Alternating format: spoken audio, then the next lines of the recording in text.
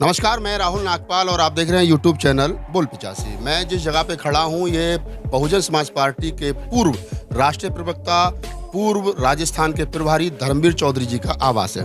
2 दिन पहले उनको पार्टी से निष्कासित कर दिया गया है और पार्टी की तरफ से जो ट्वीट किया गया है या जिला अध्यक्ष की तरफ से जो लेटर जारी किया गया उसमें एक ही बात लिखी गई है और वो बात है कि पार्टी विरोधी गतिविधियों में शामिल होने के कारण धर्मवीर चौधरी को पार्टी से निष्कासित किया गया है। तमाम लोग जानते हैं जब भी किसी बड़े नेता को, छोटे नेता को पार्टी से बाहर निकाला जाता है तो बसपा के लेटर हेड पर एक लाइन यही है जो लिखी जाती है। लेकिन क्या जो आदमी 1996 में बसपा में आया हो और पश्चिमी उत्तर प्रदेश का अकेला जाट नेता हो, जो कैडर की बात करता हो, जो 85% बहुजन समाज की बात करता हो, तो वो किस षड्यंत्र का शिकार हो गया कि आखिरकार उसको अपने 26 साल 27 साल बसपा में गुजारने के बाद ना कभी एमएलसी बने, ना कभी एमएलए बने, ना कभी टिकट मांगा, ना कभी पार्टी से कोई संसाधन लिए, ना कोई सहायता ली, ना कोई लाभ लिया, उसके बावजूद 26-27 साल तक पार्टी को देते रहे और जाट समाज को खास तौर से पश्चिम में और पूरे देश भर में बहुजन समाज बना करके बहुजन समाज पार्टी के साथ जोड़ते रहे। आज वो किस षड्यंत्र के शिकार हुए कि पार्टी से उनको बाहर का रास्ता दिखा दिया गया। तो मैं बता दूं, मैं उनके आवास पर हूं और मैं दिखाना चाहता हूं कि उनका टेबल है, जहां पर देखिए यहाँ भगवान बुद्ध हैं। ये पहले भी ऐसे ही हुआ करते थे और अभी भी ऐसा ही है। यहाँ वही हाथी है जो बहुजन समाज पार्टी का चुनाव चिन्ह हुआ करता है और ये फिर बुद्ध हैं यहाँ पर, और बुद्ध के साथ में एक और छोटे से बुद्ध हैं। आप देखेंगे बहन जी की फोटो सह सम्मान जो है वहाँ पर लगाई गई है, जिसमें कोई भी कुताही नहीं बरती गई। ऐसा नहीं है कि धर्मवीर चौधरी पार्टी में नहीं है तो वो बहन जी की फोटो वहाँ से हटा दे। बहन जी की फोटो भी सह सम्मान वहीं लगी है। धर्मवीर चौधरी के बारे में मैं बता दूं कि धर्मवीर चौधरी थिएटर से जुड़े रहे हैं, धर्मवीर चौधरी फिल्मों से जुड़े रहे हैं, टीवी सीरियलों से जुड़े रहे। बहुत सारे टीवी सीरियल्स में उन्होंने काम किया है और बहुत सारी फिल्मों में काम किया। धर्मेंद्र के साथ उन्होंने कई फिल्मों में काम किया है। तो बाबा साहब डॉक्टर अम्बेडकर की फोटो से सम्मान जो है वो वहाँ पे रखी है, ये बड़ी बात है। और हुक्का भी है, हुक्का जो है वो पहचान है किसान की।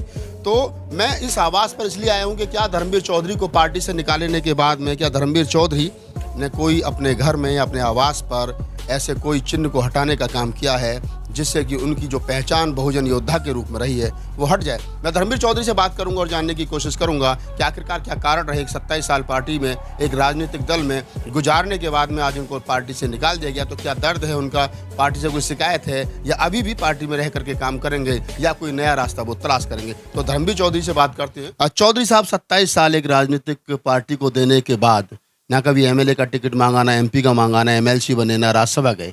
लोग आए बहुत जल्दी, बहुत ऊंचाइयों तक चले गए। धर्मवीर चौधरी थिएटर से जुड़े रहे, फिल्मों से जुड़े रहे, किसान परिवार से रहे, आपके फादर पुलिस में थे, संपन्न परिवार से थे। बहुजन समाज बनाने के चक्कर में 27 साल गए और अब पार्टी ने बाहर का रास्ता दिखा दिया। कैसा दुख है, लेकिन जो बाबा साहब ने हमें सिखाया, बताया, उनकी किताबों से जो हमने पढ़ा, उस रास्ते पर हम अडिग हैं।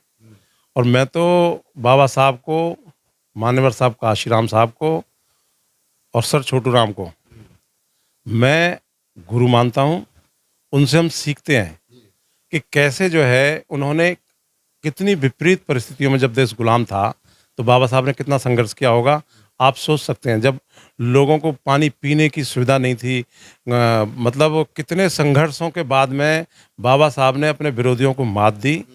तो राजनीति में भी विरोधी होते हैं, चाहे आप जिले की राजनीति करें, चाहे आप ऊपर की राजनीति करें, तो निश्चित धर्मवीर चौधरी अपने विरोधियों को मात देगा।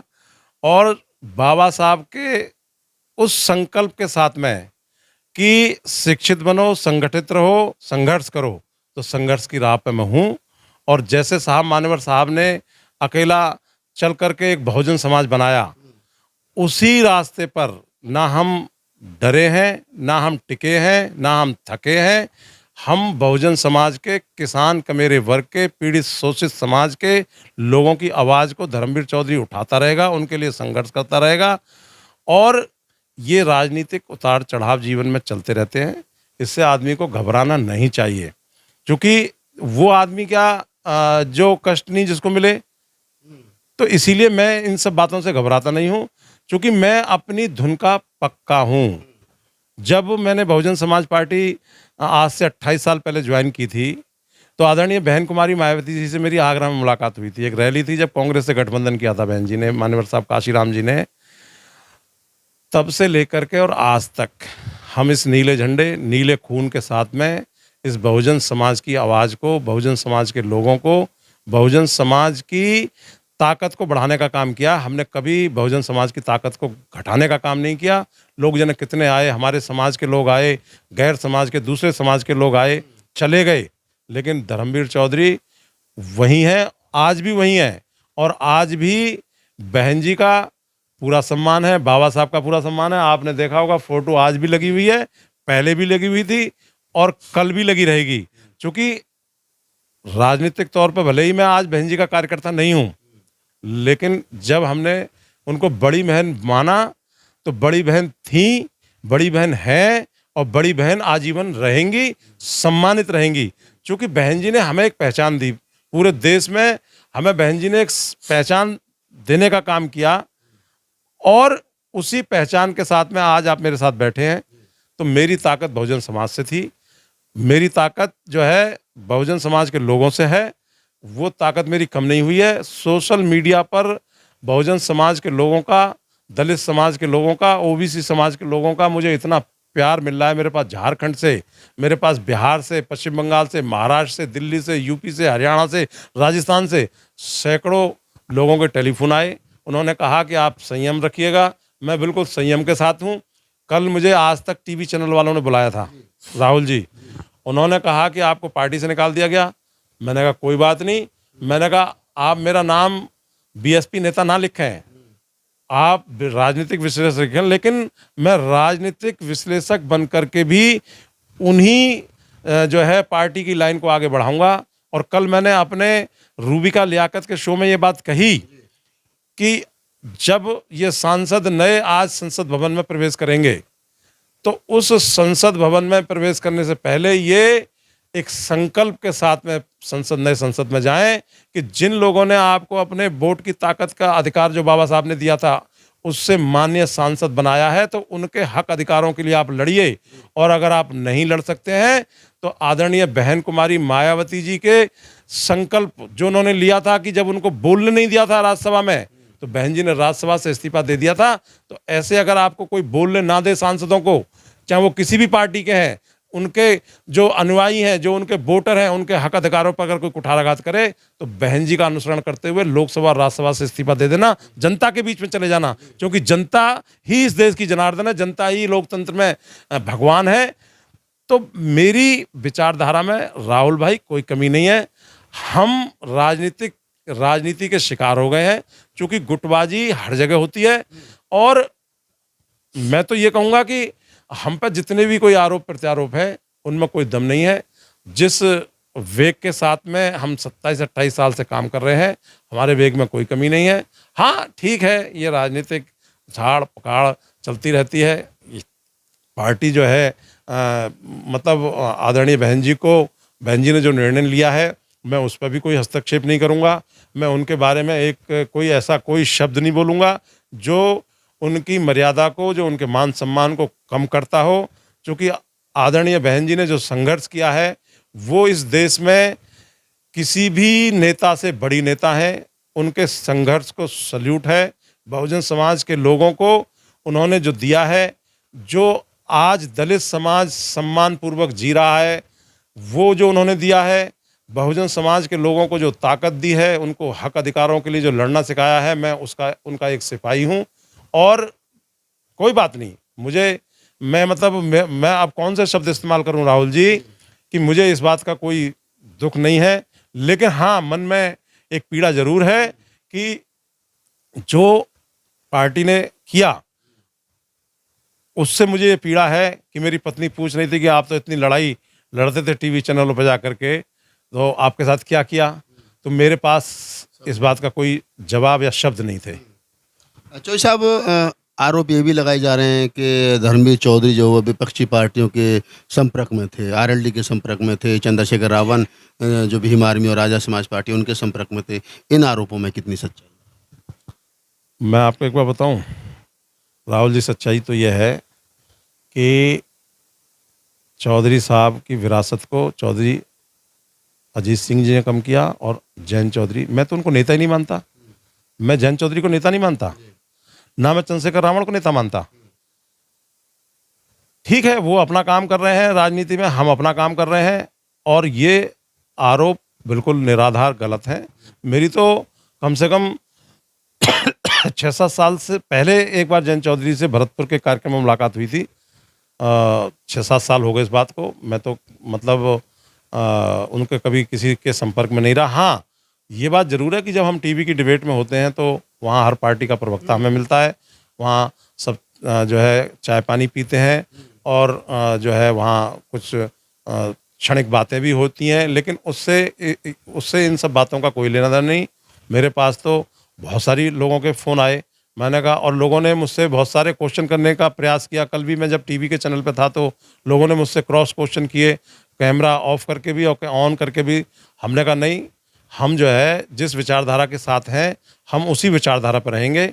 हाँ, अगर कोई नेता अच्छा काम करता है, बाबा साहब ने धारा 370 का विरोध किया था, तो बीजेपी वर्तमान की सरकार ने धारा 370 को ख़त्म किया, तो हमने उसका स्वागत किया कि भाई नरेंद्र मोदी जी ने, अमित शाह जी ने, या जो भी बीजेपी की सरकार है उन्होंने धारा 370 को ख़त्म किया। तो ये बाबा साहब भी चाहते थे, और जगदीप धनखड़ साहब को जो है, रणदीप धनखड़ साहब को जो है इन्होंने उपराष्ट्रपति बनाया, तो हमने उनका स्वागत किया। मैं तो बाबा साहब की छाया चित्र के साथ में उनको बधाई देने भी गया था। तो आदरणीय बहन जी ने भी उनका स्वागत किया था इस कदम का। तो जो अच्छे काम कर रहे हैं राजनीति से ऊपर उठ करके उनका स्वागत करना चाहिए। कल यही बात तो नहीं है कि आप अभी बीजेपी के 370 की तारीफ कर रहे हैं, धनखड़ साहब उपराष्ट्रपति की तारीफ कर रहे हैं, अब लोग यहाँ से कयास लगाना शुरू कर देंगे कि साथ धर्मवीर चौधरी बीजेपी में जा रहे हैं। नहीं, देखिए, फिर मैं तो अब तो मैं पार्टी में नहीं हूँ भाई। ये तो धारा 370 कब हटी थी, तब हमने टीवी पे इसका समर्थन किया था। उसके बाद में धनखड़ साहब कब उपराष्ट्रपति बने थे, तब हमने उनका समर्थन किया था। और उन्होंने मुझे कहा था कि बहन जी को भी मेरी तरफ से धन्यवाद कहिएगा कि उन्होंने उनका समर्थन किया है। तो ये तो नेता का समर्थन था, मेरा क्या है उसमें भाई? जो नेता कह रही है वही मैं कर रहा हूँ, तो आज भी मैं वही कह रहा हूँ भाई। बहन जी ने समर्थन किया था तो मैंने समर्थन किया। आप धर्मवीर जी, बात तो वही आती है निकल करके, आप जो काम कर रहे हैं आप कह रहे हैं कि मैं वो कर रहा हूँ जो पार्टी गाइडलाइन या जो बहन जी की तरफ से मुझे आदेश मिल रहा है, लेकिन पार्टी के जो नीचे के जिन दड़ों की बात आप कर रहे हैं वो लोग ये रूमर फैलाते हैं कि धर्मवीर चौधरी जो है वो बीजेपी के नेताओं से मिलते हैं, कांग्रेस के नेताओं से मिलते हैं, आरएलडी के नेताओं से मिलते हैं। अब आप कह रहे हो कि टीवी डिबेट में सब लोग आते हैं तो सबसे बातचीत होती है, सबके साथ चाय पानी होता है, तो ये तो मानवता इंसानियत की बात होगी। इसमें ना तो धर्मवीर चौधरी ने बीजेपी ज्वाइन कर ली, ना कांग्रेस ज्वाइन कर ली, ना आरएलडी ज्वाइन कर ली। तो ये कौन से लोग हैं जो बहन जी को गुमराह कर रहे हैं? 27 साल पुराने सिपाही को जो ईमानदारी के साथ लगा रहा है, जिसको पार्टी से कुछ मिला भी नहीं, उसको पार्टी से बाहर करवा दिया। देखिए राहुल जी, मैं 2 साल कोरोना काल के तुरंत बाद, जैसे ही कोरोना काल खत्म हुआ था, तो आदरणीय बहन जी के यहाँ से मेरे पास टेलीफोन आया कि आपको दिल्ली बहन जी ने बुलाया है और आप परसों आ जाइएगा। मैं निर्धारित समय पर बहन जी आवास पे पहुँच गया। तो मेरी बहन जी से करीब 46-45 मिनट की वार्ता रही। तो आदरणीय बहन जी ने पता क्या कहा राहुल जी, आप विश्वास नहीं मानेंगे। बोले, धर्मवीर, ये कोऑर्डिनेटर तुझे मेरे पास लेके नहीं आएंगे, लेके नहीं आते थे, ये लल्लू पंजू टाइप के लोगों को लेके आते हैं जो इनकी जेब गर्म कर देते हैं। ये बहन जी ने स्वयं कहा था मुझसे। इसका मतलब बहन जी भी कहीं ना कहीं जानती हैं कि निचले स्तर पे बहन जी से मिलवाने को लेकर के दलालियां होती हैं। भाई देखिए, मैं इस पे भी कुछ नहीं कहूँगा, लेकिन मुझे किसी कोऑर्डिनेटर ने कभी नहीं मिलवाया। हाँ, एक बार जब बहन जी ने बीजेपी पार्टी ने हरियाणा में जाट आरक्षण पर 32 लोगों को मरवा दिया था सेना और पुलिस के द्वारा, और आदरणीय बहन जी ने मैंने उसमें प्रयास किए थे। आदरणीय बहन जी ने हमारी समाज का समर्थन किया था और ये कहा था कि भाई ये जो 32 लोग मारे गए गलत हैं और इनको जाटों को आरक्षण मिलना चाहिए। तो हमारे समाज के, और मैंने उसमें अगुवाई की थी, तो हमने एक सोने का मुकुट बनवाया था। तब बहन जी को मुझे जो है, उस समय कोऑर्डिनेटर थे, उन्होंने मुझे बहन जी से मिलवाया और हमने एक बहन जी को सम्मान स्वरूप की उन्होंने हमारे समाज का समर्थन किया और हमने उन्हें उस गिफ्ट किया। और एक जाट समाज की तरफ से उनके आरक्षण का समर्थन करने के लिए जाट समाज ने यह तय किया कि बहन जी को, जिन्होंने हमारी आवाज़ को मजबूत किया है, उनको एक गिफ्ट दिया जाए। तो तब हम जरूर बहन जी से कोऑर्डिनेटर के माध्यम से मिले थे, वरना मुझे तो बहन जी ने कभी भी कोई ऐसी समस्या नहीं रही। और जो बहन जी पर इस तरीके के आरोप प्रत्यारोप लगाते हैं, किताबों के, फलाने के, ढिकने के, ये सरासर गलत है।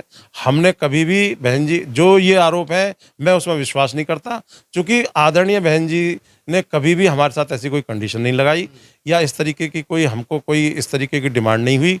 हाँ, ये जो नीचे की जो काट छांट की राजनीति है इस पर ज़रूर जो है रोक लगनी चाहिए। और ये जो मतलब जो काट छांट करके जो इस तरीके के मिशनरी वर्करों को, चूँकि अभी पीछे मेरे पास काफ़ी लोगों के टेलीफोन आए, बड़े सीनियर लोगों के टेलीफोन आए कि साहब आप राष्ट्रीय प्रवक्ता हैं, आप बहन जी से जो है हमारी मुलाकात कराइए, हम पार्टी ज्वाइन करना चाहते हैं। इसमें 2-2 बार के 4-4 बार के एमपी एमएलए भी हैं और अलग-अलग राज्यों से हैं।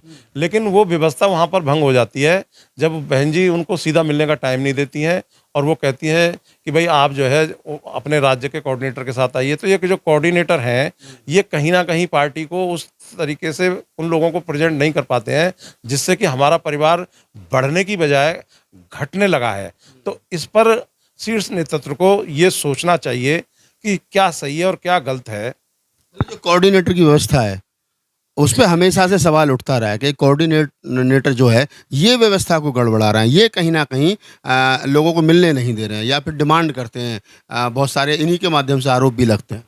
भाई देखिए ये तो मतलब जग जाहिर बात है, लेकिन जग जाहिर बात है। अब मैं तो उसमें कुछ नहीं कहूँगा क्योंकि ना तो मैं किसी कोऑर्डिनेटर के संपर्क से कभी मिला और ना ही कभी किसी कोऑर्डिनेटर ने मुझसे ऐसी कोई बात कही। मैं तो मुझसे नहीं बात करते ये, ना मैं इनसे कभी बात करता इस तरीके की।